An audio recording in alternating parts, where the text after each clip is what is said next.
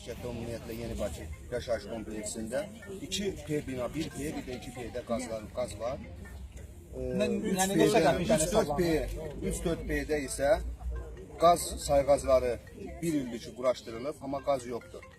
4-5'də qaz quraşdırılıb, ancaq bu binalar var ki 11-ci binadır, 9-10-cu binalarda yaydan sayğac quraşdırılıb.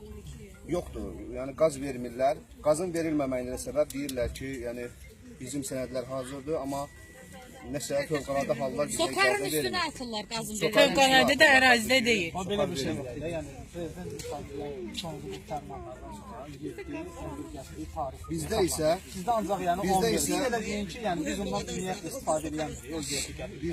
Bir də ki, binalara verilən qazları o neçə qəpik hesablanır bir dənə onu. Bir dənə onu da benim sayğacları belədir ki, yəni dövlətin qanunu 300 kilovat 7 qəpik, qalanı isə 11 qəpikdən hesablanır. Bizdə isə burada 3000 əhali yaşayırsa, 3000 əhali qazlı binalarda 300 kilovat 7 qəpik, qazsız binalarda isə o limit yoxdur.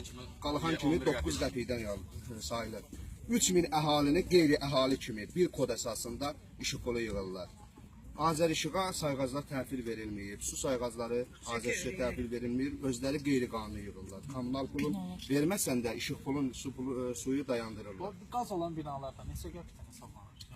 Qaz olan binalarda 300 kilovat 7 qəpikdir, qalanı isə qaz olan binalarda 300 kilovat. Qaz olan binalarda qazın pulu. Qazın pulu SOCAR-a təhvil verilir. Qaz olan binalarda, qazsız binalarda. SOCAR-ın kartı ilə 5 metre arası var, o binada qaz normal. Amma qazsız binalarda isə qeyri-əhali kimi 9 qəpikdən yığılır. Binaların 20%'ine gaz verilip de, de 10 dine. Bu bina ilə bu binanın, bu bina ilə bu binanın. Bizdə